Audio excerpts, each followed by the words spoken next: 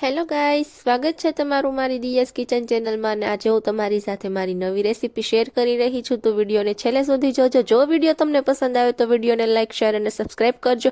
આજની મારી નવી રેસીપી છે આખા રીંગણ ભરેલાનું શાક. સૌથી પહેલા આપણે રીંગણ લઈ લેશું, ત્યાર પછી આપણે માંડવીના બી લઈ લેશું, તેનો આપણે ભૂકો કરી લેવાનો છે. ત્યાર પછી આપણે 100 ગ્રામ જેટલું બેસનનો લોટ લઈ લેશું. ત્યાર પછી આપણે લીલી ધાણા કાપી લેશું. ત્યાર પછી લસણની પેસ્ટ બનાવી લેશું. અને હવે રીંગણ લઈ લેવાના છે, એને આપણે આ રીતે ડાળખા કાપી લેવાના છે. એના ત્રણેય બાજુથી આપણે દાંડલા અને ઉપરનો દાંડલો પણ કાપી લેવાનો છે આ રીતેથી.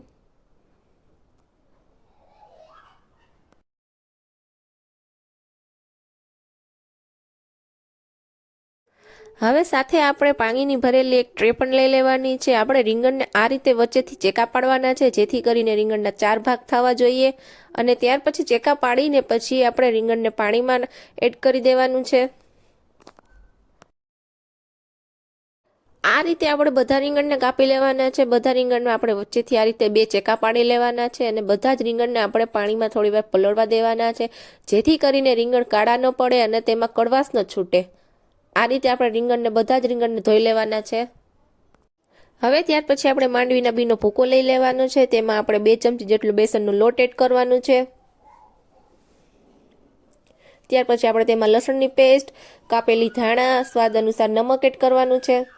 1 ચમચી ધાણા પાવડર, 1 ચમચી જીરું પાવડર, અડધી ચમચી જેટલું આપણે હળદર પાવડર એડ કરવાનું છે. 1 ચમચી લાલ મરચું પાવડર, 1 ચમચી લાલ કશ્મીરી મરચું પાવડર એડ કરવાનું છે. ત્યાર પછી આપણે 1 ચમચી તેલ એડ કરવાનું છે. અને ત્યાર પછી આપણે જરૂરિયાત મુજબ આપણે પાણી એડ કરતું જવાનું છે. આ રીતે આપણે હાથની મદદથી આ રીતે લોટ આપણે મસળતું જવાનું છે. ચણાના લોટના જે આપણે ગાંઠા છે આ રીતે ભાંગતું જવાનું છે.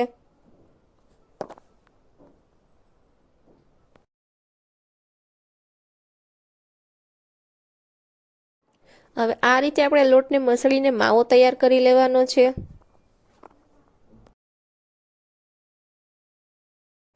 હવે તૈયાર છે આપણો માવો.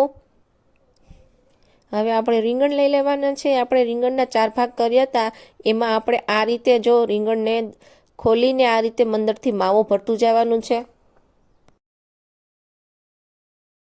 હવે આ રીતે આપણે રીંગણને ચારે બાજુએથી મસાલો ભરી લેવાનો છે અને બધી બાજુએથી થોડું થોડું આપણે માવો ભરતી વખતે દબાવતું જવાનું છે, જેથી કરીને રીંગણમાંથી માવો બહાર ન નીકળી શકે.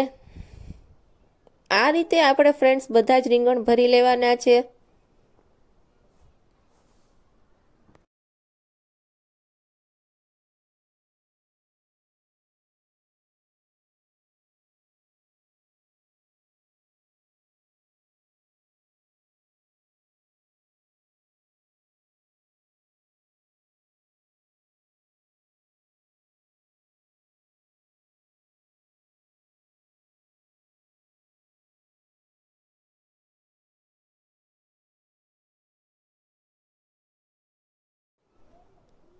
રીંગણ ભરાઈ જાય પછી પણ આપણે આ રીતે દબાવી લેવાનું છે હળવા હાથેથી.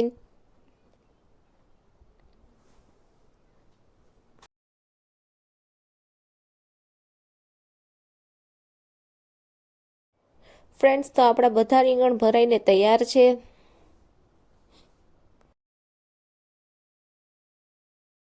હવે આપણે એક કુકર લઈ લેવાનું છે. તેમાં આપણે થોડું તેલ ગરમ કરવા મૂકવાનું છે. ત્યાર પછી તેમાં હિંગ એડ કરવાની છે. ત્યાર પછી તેમાં રાઈ એડ કરવાની છે. થોડી રાઈ ફૂટ્યા પછી આપણે એક એક કરીને બધા જ રીંગણને એડ કરી દેવાના છે.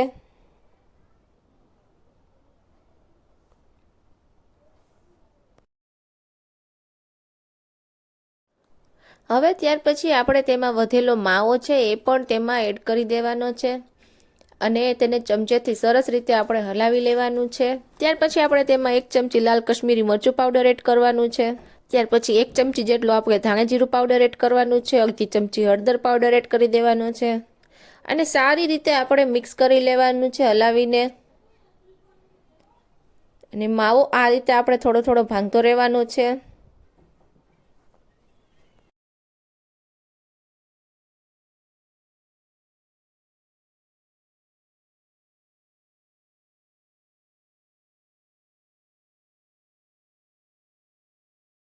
હવે થોડી વાર માટે આપણે રીંગણને લો ફ્લેમ પર જ રાખવાના છે.